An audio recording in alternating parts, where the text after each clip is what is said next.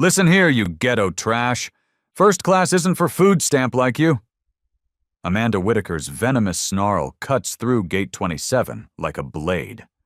Without warning, her polished heel slams into Isabella Grant's designer suitcase, sending black leather exploding across the terminal floor. Isabella freezes. Her black blazer wrinkles as she stares at her scattered belongings.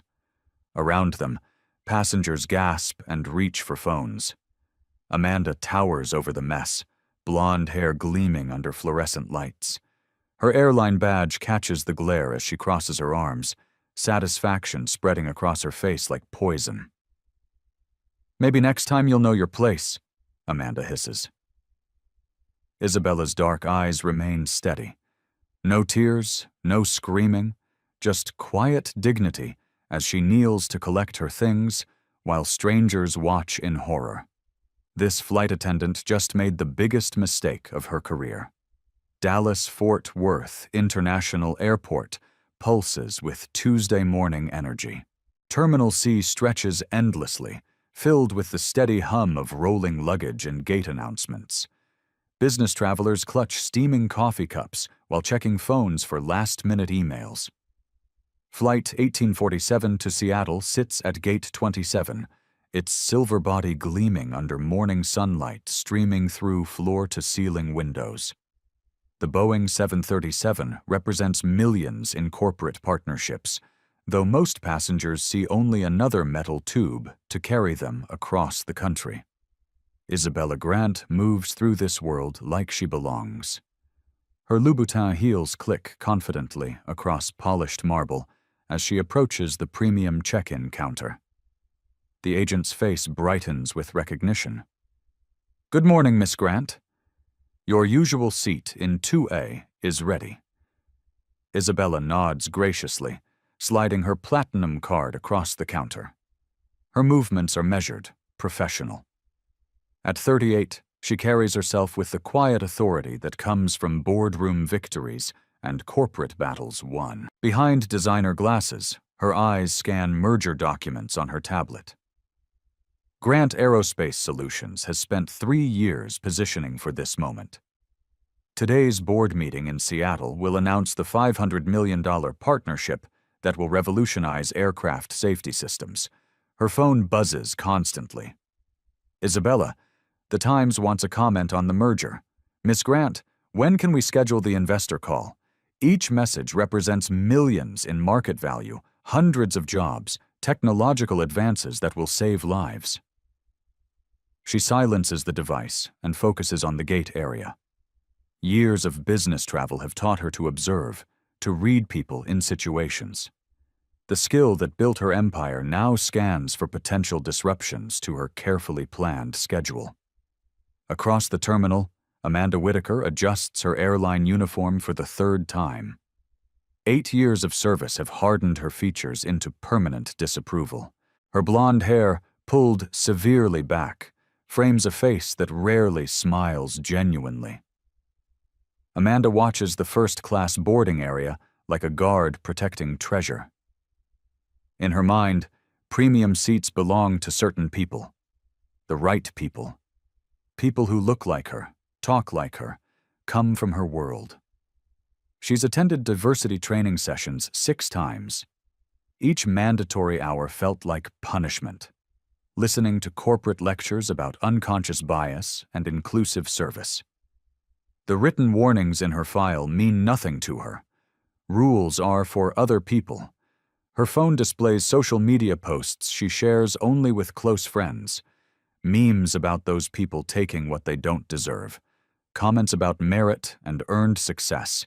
Digital evidence of belief she's careful to hide at work. Captain Ramirez reviews his flight manifest in the cockpit.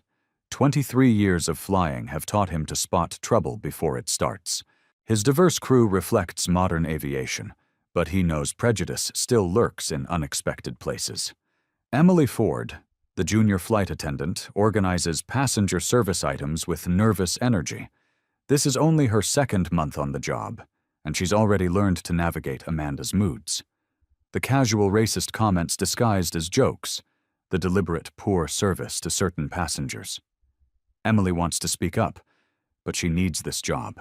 Student loans and family obligations keep her silent when she should be brave. The first-class cabin gleams with leather seats and polished fixtures. Each detail costs extra, from the wider armrests to the premium meal service. Amanda considers herself the guardian of this exclusive space. She's memorized passenger names and profiles, making instant judgments about who belongs. Mr. Harrison, the white investment banker in 1B, receives warm smiles and extra attention. The elderly Korean couple in row 3 get suspicious glances and minimal service. Today's manifest includes someone named Isabella Grant in 2A.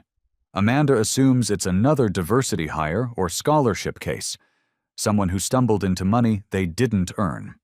The boarding announcement crackles through terminal speakers. We now welcome our premium passengers for Flight 1847 to Seattle. Isabella closes her tablet and stands gracefully. Her briefcase contains presentations that will reshape the industry, but she carries it like any other business traveler. Success hasn't made her arrogant, just confident. She approaches the gate agent with a genuine smile. Years of climbing corporate ladders have taught her that kindness opens more doors than demands. Behind her, other first-class passengers queue politely. They represent America's business elite. Tech executives, oil company presidents, pharmaceutical researchers, a cross-section of power and influence heading to Seattle for various corporate purposes. Amanda watches Isabella approach, and her expression hardens. Everything about this woman triggers her prejudices. The expensive clothes that look effortless, the confident stride that suggests belonging, the quiet authority that threatens Amanda's sense of order. In Amanda's twisted worldview, success belongs to certain people through birthright and bloodline. Anyone else must have cheated or been given unfair advantages. She's about to act on those toxic beliefs. The stage is set for a confrontation that will destroy one career and elevate another. Neither woman knows it yet, but the next 10 minutes will change everything. The premium boarding announcement echoes through Gate 27 as Isabella Grant joins the first-class line. Her boarding pass displays Seat 2A in crisp black letters, while other passengers shuffle behind her with expensive luggage and designer accessories. Amanda Whitaker positions herself at the aircraft entrance, like a sentinel guarding forbidden territory. Her eyes track Isabella's approach with predatory focus, noting every detail that confirms her twisted assumptions. "Good morning," Isabella says politely, as she presents her boarding pass. Amanda's fingers grip the document longer than necessary, studying it with exaggerated scrutiny. Her voice drips false concern as passengers behind Isabella grow restless. "Ma'am, are you absolutely certain you're in the correct boarding group? This line is exclusively for legitimate first-class passengers." The word legitimate hangs in the air like poison. Isabella's eyebrows raise slightly, but her voice remains steady. "Yes, I'm quite sure. Seat 2A. Amanda's smile turns predatory. She hands back the boarding pass with theatrical reluctance, ensuring nearby passengers witness her disapproval. Her voice carries across the boarding area. Sometimes people get confused about their actual ticket class. It happens more often than you'd think with certain types of passengers. Isabella's jaw tightens imperceptibly, but she maintains her composure. Behind her, other first-class passengers exchange uncomfortable glances at Amanda's obvious implications. Isabella steps into the aircraft's narrow entrance, where overhead bins stretch above premium leather seats. The cabin smells of fresh flowers and expensive cleaning products, a stark contrast to the tension now filling the space.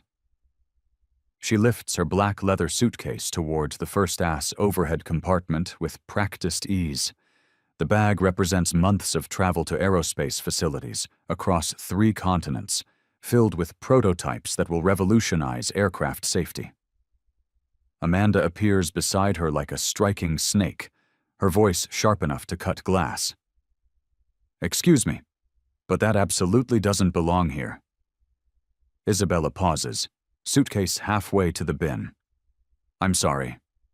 These overhead compartments are reserved for legitimate first-class passengers who actually paid full price for their tickets.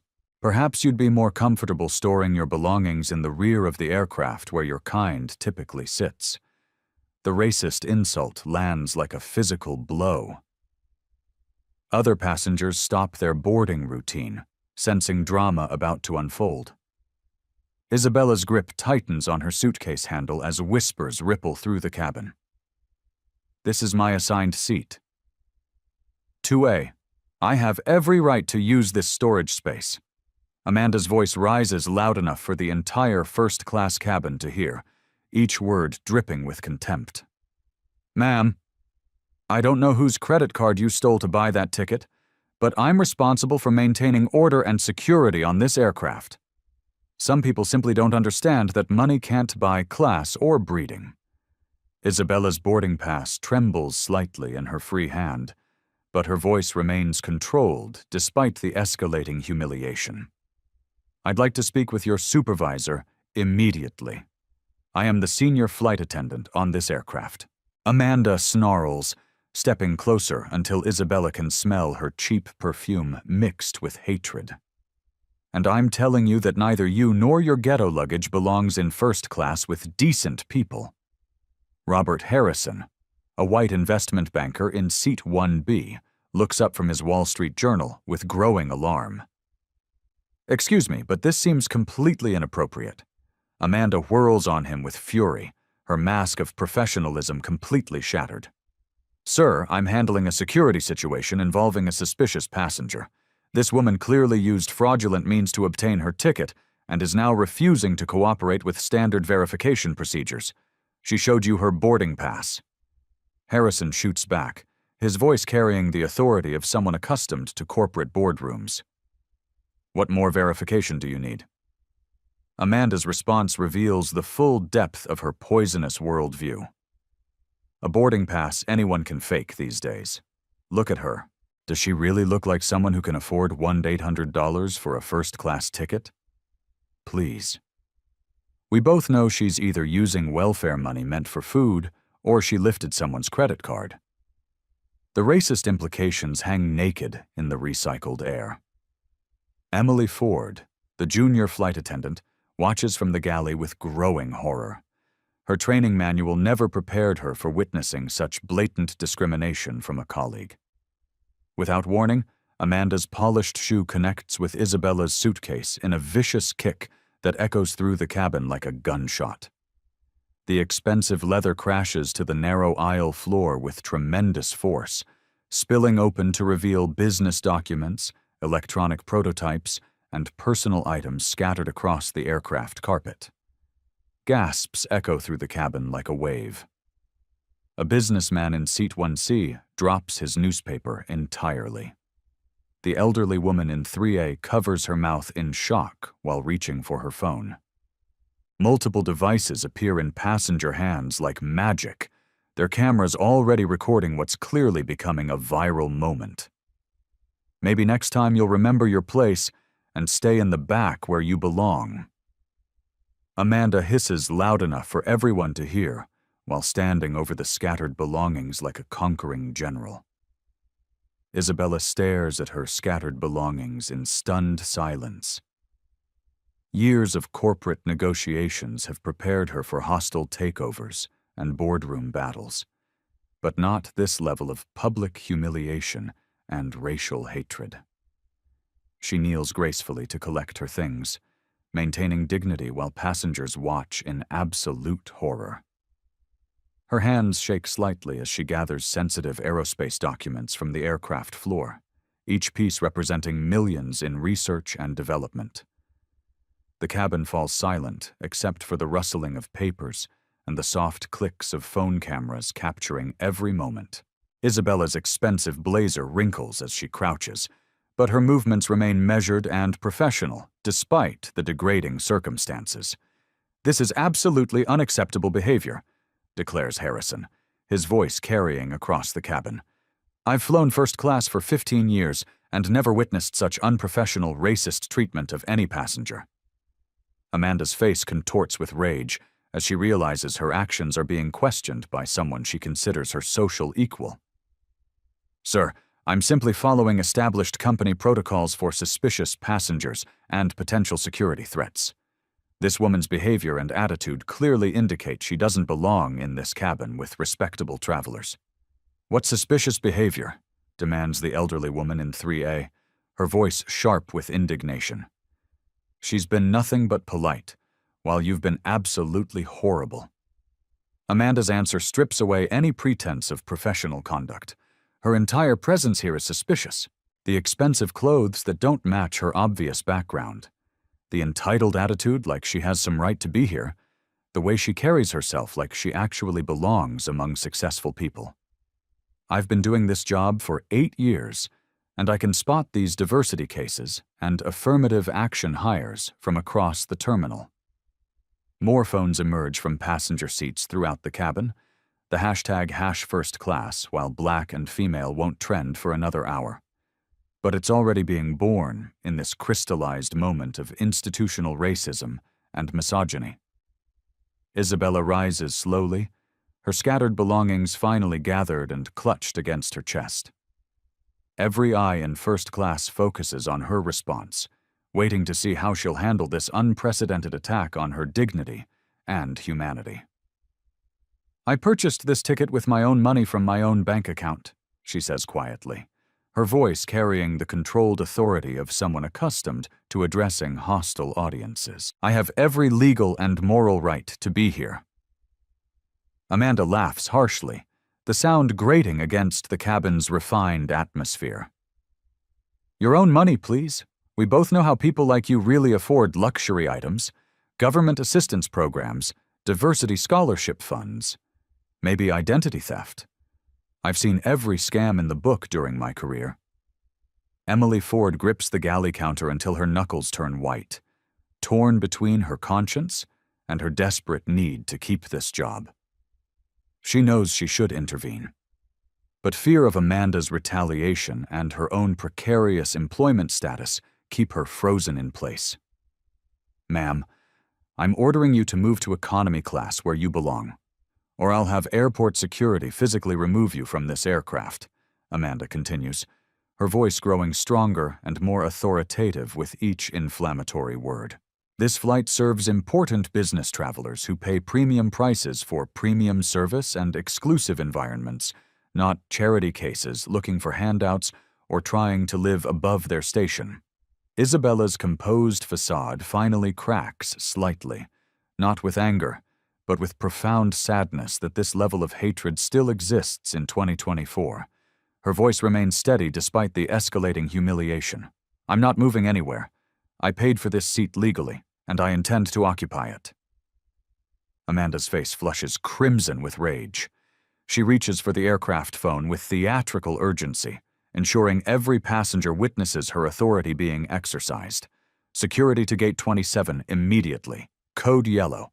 We have a highly disruptive passenger refusing to comply with direct crew instructions. Possible credit card fraud involving unauthorized first-class ticket purchase. Request immediate law enforcement assistance for potential identity theft and threatening behavior." The fabricated emergency spreads through the cabin like wildfire. Passengers exchange shocked glances while continuing to document everything with their phones. The elderly woman in 3A shakes her head in disgust while typing furiously on her device.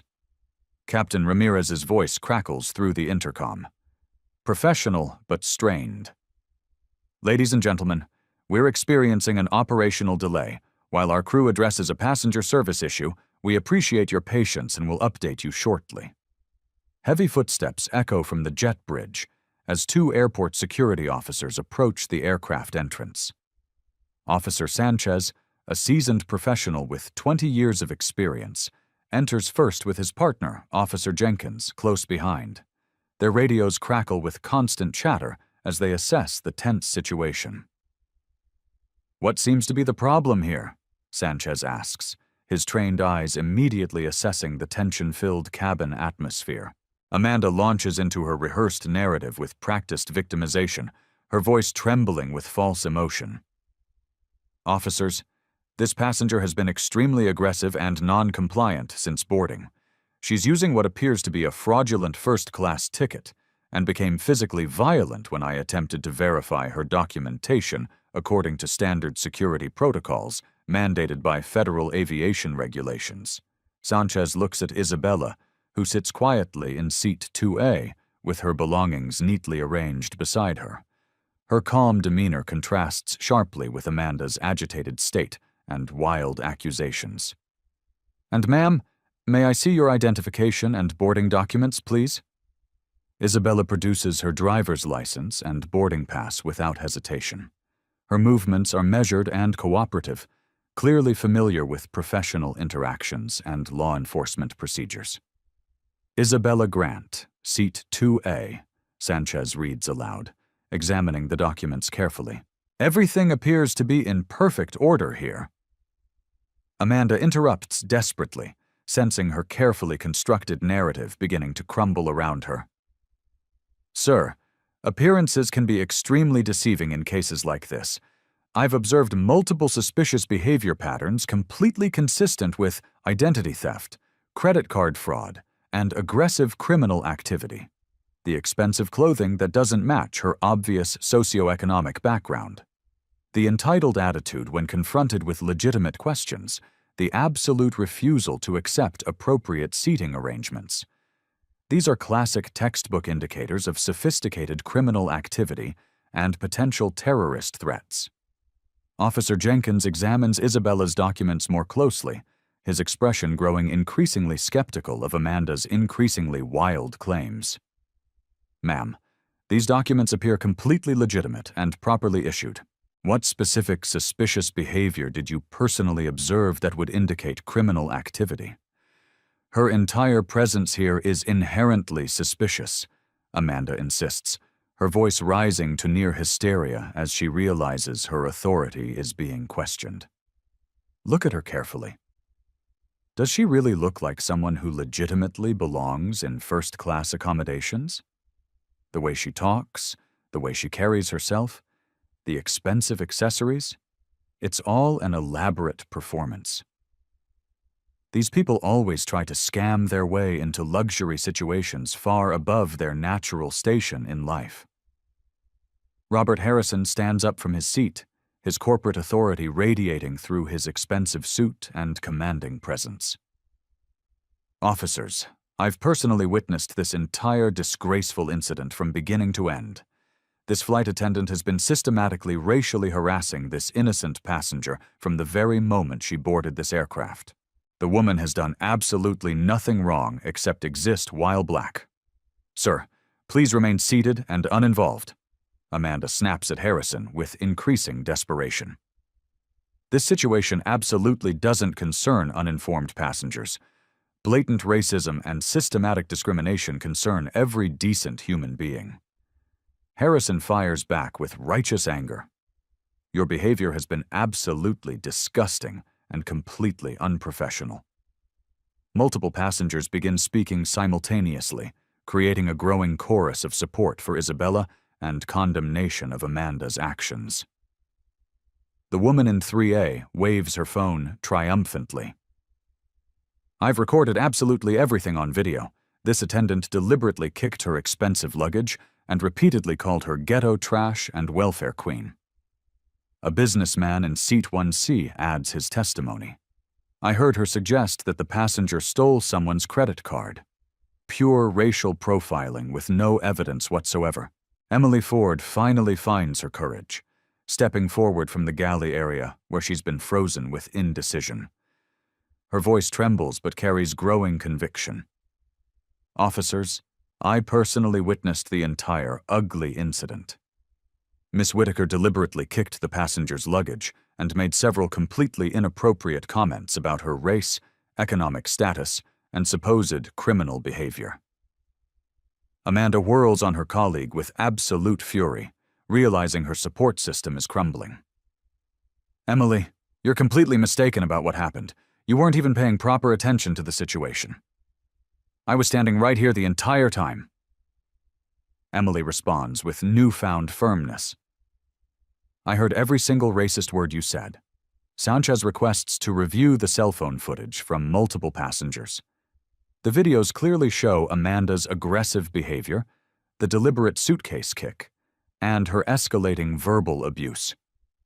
Her racist comments echo clearly through the audio recordings. Ma'am, Sanchez addresses Amanda with growing authority based on extensive witness testimony and clear video evidence. It appears you've engaged in systematic discriminatory behavior toward this passenger. Amanda's desperation reaches new heights as she realizes her authority and credibility are completely evaporating. Officers, you don't understand the full complexity of this situation. This woman has been subtly intimidating and threatening me since she arrived at the gate. She made explicit verbal threats about expensive lawsuits and corporate retaliation when I tried to verify her ticket legitimacy through standard procedures. That's completely and utterly false. Isabella speaks directly to security for the first time, her voice remaining calm and utterly professional. I simply requested to speak with a supervisor when she began harassing me about my race.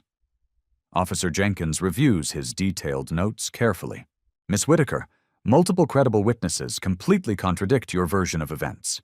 The passenger appears fully cooperative, and her documentation is entirely valid. Amanda plays her final desperate card with increasing venomous intensity. Officers, I have 8 years of exemplary service with this airline company. I've never had any formal complaints or disciplinary incidents. This woman is clearly running some kind of elaborate criminal scam, probably involving stolen identity documents, fraudulent credit cards, and organized crime networks. People like her are constantly trying to live far beyond their legitimate means through sophisticated illegal activities. The racist implications hang naked in the recycled cabin air. Sanchez's expression hardens visibly as he recognizes the blatantly discriminatory language and unfounded accusations. Ma'am, your comments appear to be based entirely on racial assumptions, rather than any legitimate security concerns or observable evidence. Isabella's phone buzzes insistently with multiple incoming calls. The screen repeatedly displays Grant Aerospace board meeting and Delta Airlines emergency, but she professionally silences each call to avoid escalating the already volatile situation further. Amanda notices the intense phone activity and seizes on it with renewed desperation. See that suspicious behavior? She's probably coordinating with criminal accomplices right now. Drug dealers, identity thieves, and professional scammers always work in sophisticated, organized networks. I absolutely guarantee that if you thoroughly search her belongings, you'll find concrete evidence of extensive illegal activity. That's more than enough unfounded accusations, Sanchez states with firm authority. You're making serious criminal allegations without providing any supporting evidence whatsoever. Captain Ramirez appears in the cabin doorway, his pilot's uniform commanding immediate respect from everyone present. His expression shows barely controlled professional anger as he surveys the complete chaos disrupting his aircraft. What's the current status here, officers? Captain, we have a clear-cut discrimination complaint against your flight attendant, Sanchez explains professionally. Multiple credible witnesses and extensive video evidence strongly support the passenger's version of events. Ramirez's jaw tightens visibly as he looks directly at Amanda with disappointment and anger. Miss Whitaker, please step off this aircraft immediately. You're suspended from all duties pending a comprehensive investigation. Amanda's carefully constructed world begins collapsing catastrophically around her. Captain, you absolutely cannot believe these people over a loyal employee with years of dedicated service. I was protecting the airline's reputation and first-class integrity according to company standards. Isabella's phone erupts with an urgent ringtone that cuts through the cabin tension like a blade. The caller ID flashes across her screen in bold letters. Delta Airlines Board of Directors. She glances at Captain Ramirez apologetically. I'm sorry. but I really need to take this call. It's regarding today's board meeting. Ramirez nods while Amanda watches with growing confusion. Isabella answers with her characteristic professional composure. Good morning, Richard. Yes, I'm actually on the aircraft now, but we're experiencing some delays. Her voice carries the natural authority of someone accustomed to addressing corporate executives. Passengers lean forward slightly, sensing something significant unfolding. The merger announcement is still scheduled for 2:00 Pacific time. Grant Aerospace has everything prepared for the partnership reveal. Captain Ramirez freezes mid-con conversation with security officers. The name Grant Aerospace triggers immediate recognition in his aviation-trained mind. His eyes widen as pieces begin connecting. No changes to the $500 million contract structure. We'll proceed as planned once I reach Seattle. Amanda's face contorts with confusion as she processes Isabella's words. $500 million contract structure. Her racist assumptions begin cracking against this unexpected reality. Ramirez pulls out his phone with trembling fingers, quickly searching Isabella Grant Aerospace. The results appear instantly, causing his face to drain of all color. Forbes magazine, Isabella Grant named CEO of the Year for revolutionary aircraft safety innovation. Business Weekly, Grant Aerospace signs historic $500 million partnership with major airlines. Aviation Today, Isabella Grant, the visionary leader transforming flight safety standards. The search results paint a picture that shatters Amanda's entire worldview. Photo after photo shows Isabella in boardrooms, accepting industry awards, shaking hands with government officials and airline executives. Richard, please assure the board that today's announcement will position Delta as the industry leader in next-generation safety technology. Isabella continues, oblivious to the growing recognition around her. Ramirez approaches Isabella's seat with newfound respect and barely concealed panic. His pilot training never prepared him for discovering he's been witnessing the harassment of one of the aviation industry's most powerful figures. Miss Grant, he interrupts gently, I need to speak with you immediately. Isabella pauses her conversation. Richard, let me call you back in 5 minutes. We're resolving the delay situation now. She hangs up and looks at Ramirez with polite inquiry. Yes, Captain. Ma'am, I owe you a profound apology. I had no idea who you were when this situation began. Amanda steps closer, desperately trying to understand the sudden shift in dynamics. Captain, what's happening here? Ramirez turns to her with barely controlled fury. Miss Whitaker, do you have any idea who you just assaulted? I don't know what you mean, Amanda stammers, though her confidence is visibly cracking. This is Isabella Grant, CEO of Grant Aerospace Solutions, the company that supplies critical safety components for our entire fleet. The words hit Amanda like physical blows. Her phone appears in her shaking hands as she frantically searches Isabella's name. The Google results load slowly, each headline demolishing another piece of her racist assumptions. Aerospace CEO Isabella Grant revolutionizes industry safety standards. Grant Industries, the $230 billion empire built on innovation. Isabella Grant joins Delta Airlines Advisory Board for Diversity and Excellence. Amanda's face cycles through confusion, disbelief, and growing horror as she realizes the magnitude of her mistake. This isn't some welfare queen or diversity hire. This is one of the most powerful women in aviation, but she can't be. But Amanda whispers, her worldview crumbling in real time. Robert Harrison stands up with a knowing smile. I thought I recognized you from the Business Weekly cover story. Your interview about breaking barriers in aerospace was inspiring. Other passengers begin murmuring with recognition. Phones appear again, but now they're documenting the revelation rather than the discrimination. Wait. Emily Ford gasps from the galley. You're the Isabella Grant who spoke at my aviation management graduation last year. You talked about perseverance and excellence. Isabella nods graciously while her phone continues buzzing with urgent calls from corporate executives, government officials, and media representatives. Captain Ramirez's radio crackles with an emergency message from airline headquarters. Flight 1847. This is Operations Control. We're receiving reports about an incident involving Isabella Grant. Please confirm passenger status immediately. The captain keys his radio with visible anxiety. Operations passenger Isabella Grant is confirmed aboard and unharmed. However, we have a significant crew disciplinary situation requiring immediate corporate attention. Amanda's hands tremble as she continues scrolling through search results. Photos show Isabella meeting with presidents, accepting humanitarian awards, delivering keynote speeches at international conferences. This can't be real, she mutters, her voice barely audible.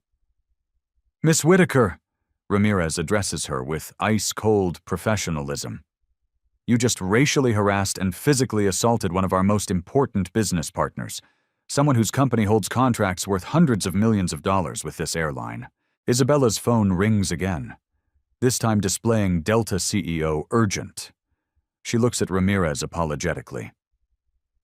Captain, this is probably your CEO calling about our partnership announcement. Should I take it? Ramirez nods numbly, realizing his airline's reputation hangs in the balance of this conversation. Isabella answers with her characteristic grace. Hello, David. Yes, I'm on one of your aircraft experiencing some interesting customer service challenges. Amanda sinks into an empty seat, her career and worldview simultaneously collapsing around her. 8 years of employment evaporated because she couldn't see past her own prejudices. The woman she tried to humiliate as a welfare queen controls technology that keeps airplanes safely in the sky. The racist assumptions that seemed so certain 3 minutes ago now appear as ignorant delusions that have destroyed her future. Isabella continues her conversation with the airline CEO while Amanda stares at her phone screen, finally understanding the magnitude of her catastrophic mistake. Amanda's world continues collapsing as Isabella's phone conversation with the airline CEO becomes audible throughout the first-class cabin. Her voice remains professionally cordial, despite the circumstances. David, I understand your concern about the partnership announcement, but I think we need to address some systemic issues within your customer service training first. The CEO's panicked voice leaks through the phone speaker. Miss Grant, please tell me our crew didn't actually assault you. The video footage is already going viral across social media platforms. Isabella glances at Amanda, who sits frozen in an empty seat with her face buried in trembling hands. I'm afraid the situation was quite serious, David. Your employee made multiple racist comments and physically kicked my luggage while making assumptions about my economic status and right to fly first class. Captain Ramirez approaches Amanda with grim authority. Miss Whitaker, remove your wings and surrender your employee identification immediately.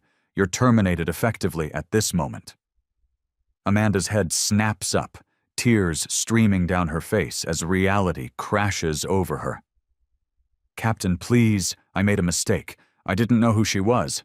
That's exactly the problem, Ramirez responds coldly. A passenger's identity shouldn't matter for basic human dignity and professional service. Isabella addresses the CEO while watching Amanda's breakdown with a mixture of sadness and resolve. David, the concerning part isn't that your employee didn't recognize me. It's that she felt comfortable treating any passenger this way based purely on racial assumptions. Amanda desperately fumbles with her uniform, removing her wings pin with shaking fingers. 8 years of airline service ending in the most humiliating circumstances possible. Her hands shake so violently, she drops the pin twice before successfully handing it to Ramirez. Officer Sanchez approaches with his incident report tablet. Miss Grant, we'll need your statement for our official documentation. Multiple passengers have provided video evidence supporting your account. Of course, officer. I want to ensure this incident is properly documented to prevent future occurrences. Amanda's voice cracks as she makes one final desperate plea. Miss Grant, I'm so sorry. I had no idea who you were. Please, I have children to support. This job is everything to me. Isabella turns to face Amanda directly, her expression showing disappointment rather than anger. Miss Whitaker, the issue isn't that you didn't know who I was. The issue is that you treated a fellow human being with such cruelty based on nothing but racial prejudice. But I'm not racist, Amanda protests weakly. I made assumptions. I was having a bad day. Racism isn't just burning crosses and using slurs. Isabella responds with quiet authority. It's assuming a black woman in first class must have stolen her ticket. It's kicking someone's luggage because you don't think they belong in your space. Emily Ford approaches with Amanda's personal belongings from the crew area. Her voice carries newfound strength after witnessing this transformative moment. Amanda, I've watched you treat passengers of color differently for months. Today you finally went too far. Captain Ramirez's radio crackles with another urgent message from airline operations. Flight 1847 corporate security is en route to escort the terminated employee. Please prepare for immediate departure once the situation is resolved. Isabella's phone rings again, this time showing Grant Aerospace Legal Department. She glances at the caller ID with slight concern. Excuse me. This is probably about the merger announcement, but they might be calling about potential legal action regarding this incident. Amanda's face goes white as she realizes the legal implications of assaulting a major corporate CEO. Legal action, please, Miss Grant. I'll do anything to make this right. Isabella answers her legal team's call while maintaining eye contact with Amanda. Sophia, yes, I'm aware the incident is trending on social media. Have we considered our response strategy? Robert Harrison leans forward from his seat. Miss Grant, I'd be happy to provide witness testimony if you pursue legal action. What happened here was absolutely unacceptable. Multiple passengers nod in agreement, their phones still recording the aftermath of Amanda's career destruction. Isabella concludes her legal call and addresses Amanda one final time. Miss Whitaker, I hope you use this experience to examine your unconscious biases and grow as a person. Everyone deserves basic dignity, regardless of their race or perceived economic status. Corporate security officers board the aircraft, their professional demeanor contrasting sharply with Amanda's emotional breakdown. She gathers her belongings while passengers watch in silence. Miss Whitaker, please come with us, the lead security officer requests. Human Resources needs to conduct an exit interview immediately. Amanda walks past Isabella's seat one final time, her voice barely a whisper. I'm truly sorry for what I did to you. Isabella nods graciously. I accept your apology, but the real work happens when you examine why you made those assumptions in the first place. As Amanda is escorted off the aircraft, spontaneous applause erupts throughout the first-class cabin. Isabella raises her hand gently to quiet the celebration. Thank you. But this isn't about celebrating someone's downfall. It's about creating accountability for discriminatory behavior. Captain Ramirez announces over the intercom, Ladies and gentlemen, we apologize for the delay. We'll be departing momentarily with our new lead flight attendant, Emily Ford. The aircraft door closes with finality, sealing Amanda's fate while opening new possibilities for systemic change within the airline industry. 3 hours after takeoff, Isabella's phone buzzes with urgent notifications as the airline's corporate crisis unfolds in real time. The hashtag First Class, while black and female, has exploded across social media platforms, generating millions of views and thousands of comments demanding accountability. Miss Grant, Captain Ramirez announces over the intercom. We have the airline CEO on priority communication requesting to speak with you directly. Isabella accepts the call, while passengers listen intently. The CEO's voice carries barely controlled panic as he addresses the expanding public relations disaster. Isabella, I've just finished watching the video footage. Amanda Whitaker has been terminated immediately, but we need to discuss comprehensive remedial measures. The board is demanding emergency action. David, termination is just the beginning. We need systemic reform to address the cultural issues that allowed this incident to occur. Within hours of landing in Seattle, major news networks pick up the story. CNN's breaking news banner reads, "Aerospace CEO racially profiled on airline, employee fired." Fox News runs continuous coverage with the headline, "Viral video shows shocking airline discrimination." Isabella's legal team, led by civil rights attorney Sophia Keller, files a federal discrimination lawsuit within 48 hours. The complaint outlines not just Amanda's actions, but a pattern of discriminatory behavior enabled by inadequate corporate oversight. This case represents something larger than one incident, Keller explained to gathered reporters. We're challenging systemic discrimination that affects countless travelers who don't have Ms. Grant's platform or resources. The airline's Human Resources Department launches an immediate investigation into Amanda's employment history. Corporate investigator Marcus Hale reviews 8 years of personnel files, uncovering a disturbing pattern previously overlooked. 17 formal complaints from passengers of color describing rude service and discriminatory treatment. Multiple diversity training sessions marked as reluctantly attended with minimal participation scores. Social media posts from Amanda's personal accounts revealing racist beliefs she thought were private. How did we miss this pattern? CEO David Reynolds asks during an emergency board meeting. We have clear evidence of ongoing discrimination spanning multiple years. The investigation expands to include Amanda's immediate supervisors and the crew scheduling department. Internal emails reveal concerning communications about passenger assignments and crew preferences for certain routes with specific passenger demographics. Emily Ford, now promoted to senior flight attendant, provides testimony about Amanda's behavior during their shared flights. She consistently provided inferior service to passengers of color. I witnessed multiple microaggressions that I should have reported. Corporate Diversity Officer Dr. Elena Vargas reviews the airline's training programs with growing alarm. Our current diversity education is clearly inadequate. Employees like Amanda completed required sessions while retaining deeply problematic attitudes.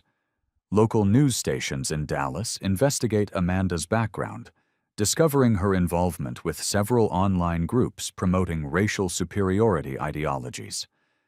Screenshots of her social media activity reveal years of racist commentary disguised as political opinion. These posts show a pattern of racial animus that should have been detected during employee monitoring, explains legal analyst Daniel Ortiz on national television. The viral video reaches international audiences, sparking conversations about discrimination in commercial aviation across multiple countries. European airlines begin reviewing their own diversity policies in response to the global attention. Isabella uses her platform to address broader issues during a press conference at Grant Aerospace headquarters. This incident highlights experiences that countless travelers face without cameras recording or corporate power to demand accountability. The airline's stock price drops 12% in 3 trading days as investors worry about potential boycotts and legal liability. Social media campaigns calling for passenger boycott gain momentum among civil rights organizations. Amanda's employment prospects evaporate as the story spreads through aviation industry networks. Airport personnel managers quietly blacklist her from future hiring consideration. Her professional reputation becomes permanently damaged. No airline will touch her now, explains aviation industry recruiter Karen Mitchell. This level of public discrimination creates liability concerns that employers won't risk. The Federal Aviation Administration launches its own investigation into the airline's compliance with anti-discrimination regulations. Government investigators review passenger complaint patterns and employee training protocols. Isabella's legal team expands their lawsuit to include civil rights violations under federal transportation law. The case attracts support from the NAACP, ACLU, and multiple civil rights organizations offering assistance. This case will establish important precedents for transportation discrimination, explains NAACP legal counsel Monica Rivera. We're committed to ensuring comprehensive accountability. Congressional representatives from the House Transportation Committee announce hearings on discrimination in commercial aviation. Isabella agrees to testify about her experience and broader industry reforms needed. The airline implements immediate policy changes, including mandatory monthly diversity training, anonymous reporting systems for discrimination, and diverse hiring initiatives for management positions. We're completely overhauling our corporate culture, CEO Reynolds announces during a televised statement. This incident exposed systematic failures that demand comprehensive solutions. Amanda attempts damage control through local media interviews, but her explanations only deepen public outrage. "I'm not racist. I just made poor judgments under stress," she tells a sympathetic local reporter. Social media responds with overwhelming rejection of her justifications. The hashtag #accountability, not excuses, trends nationally as users share their own discrimination experiences. Aviation industry publications feature extensive coverage analyzing the incident's implications for customer service training and corporate liability. Professional organizations announce enhanced discrimination prevention initiatives. Isabella establishes the Grant Foundation for Transportation Equity, funded with her lawsuit settlement money. The foundation will monitor discrimination in travel industries and provide legal support for affected passengers. "We're transforming this negative experience into positive systemic change," Isabella announces at the foundation's launch event. Corporate executives from multiple airlines attend emergency industry conferences addressing discrimination prevention. Isabella speaks as a keynote presenter, sharing recommendations for cultural transformation. The incident becomes a Harvard Business School case study examining corporate crisis management and the intersection of social media discrimination and business accountability. Amanda's personal life crumbles as friends and family distance themselves from the public embarrassment. Her children face harassment at school while she struggles with unemployment and social isolation. 6 months later, the airline reports significant improvements in passenger satisfaction scores among travelers of color. Anonymous reporting systems document increased employee accountability and cultural awareness. Isabella's testimony before Congress leads to proposed federal legislation strengthening anti-discrimination enforcement in transportation industries. The Grant Act would mandate enhanced training and reporting requirements. One moment of courage in facing down hatred has created ripple effects, transforming an entire industry, Isabella reflects during her congressional testimony. Amanda eventually finds employment at a fast food restaurant, her aviation career permanently destroyed. The viral video continues circulating as a cautionary tale about the consequences of workplace discrimination. The lawsuit settlement, rumored to exceed $2 million, establishes legal precedents, making airlines more liable for employee discrimination. Corporate policies nationwide evolved to prevent similar incidents. Isabella's experience transforms from personal trauma into industry-wide reform, proving that individual acts of courage can create systematic change when supported by legal accountability and public attention. 1 year later, Isabella Grant stands before a packed auditorium at the National Civil Rights Conference.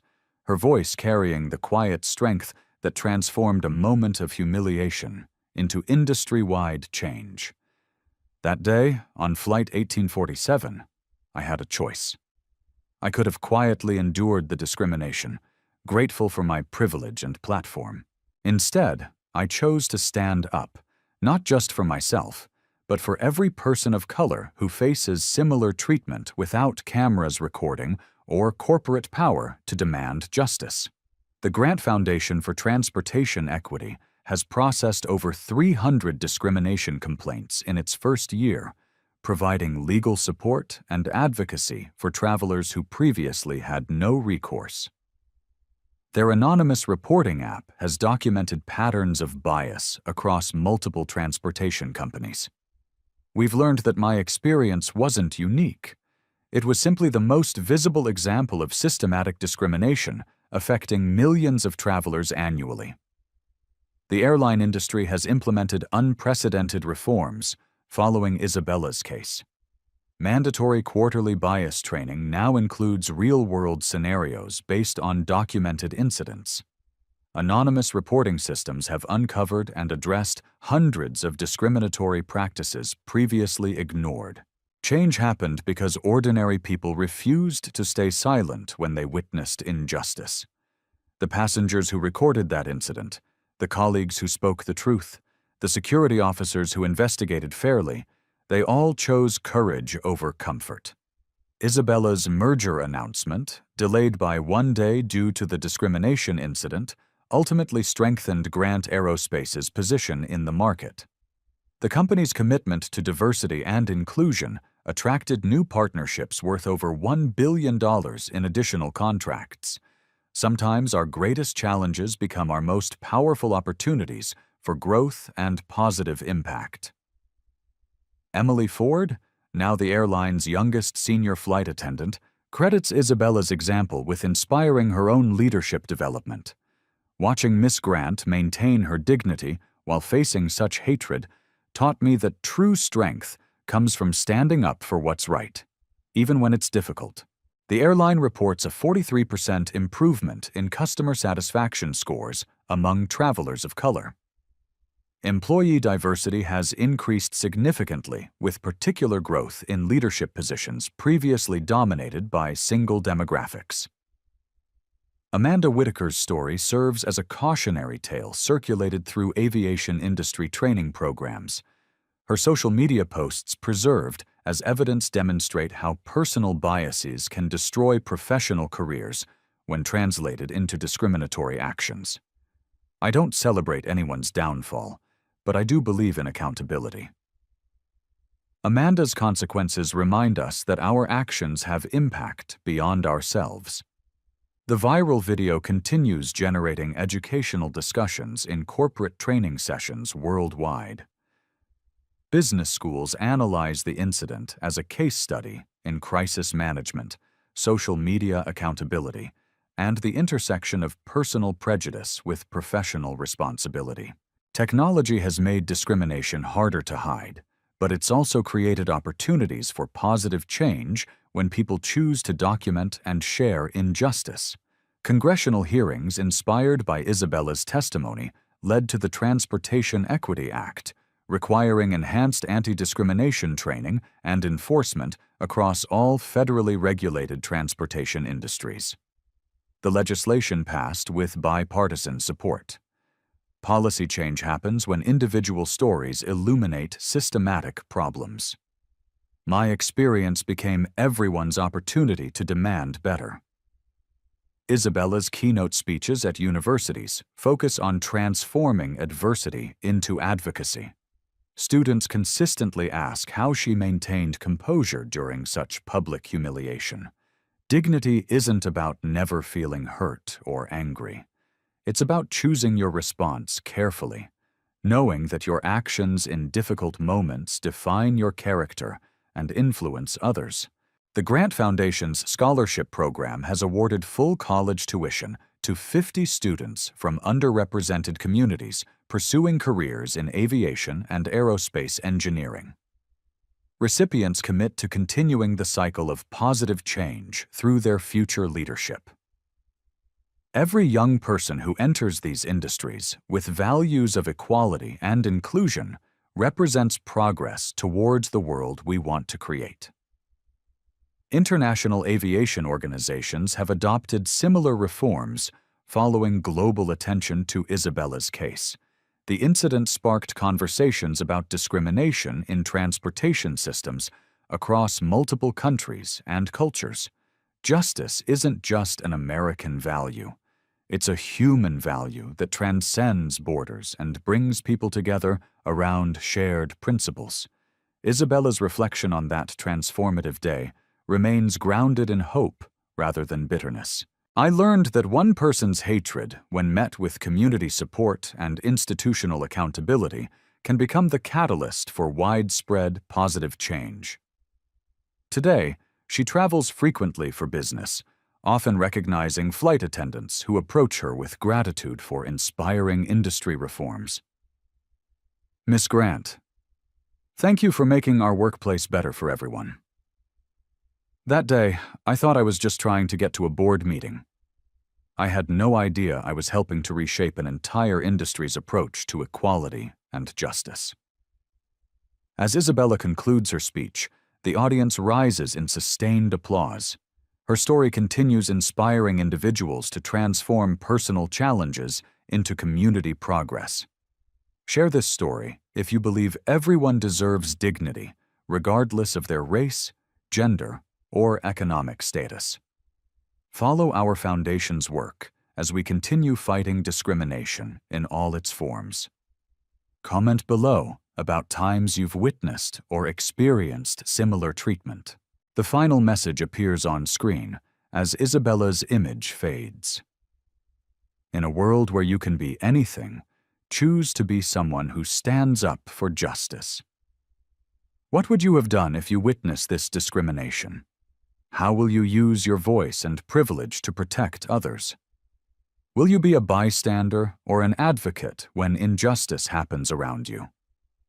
Remember, respect costs nothing, but its absence costs everything. Together, we can create a world where everyone belongs everywhere they go. At Black Voices Uncut, we don't polish away the pain or water down the message. We tell it like it is because the truth deserves nothing less. If today's story spoke to you, click like, join the conversation in the comments, and subscribe so you'll be here for the next Uncut Voice.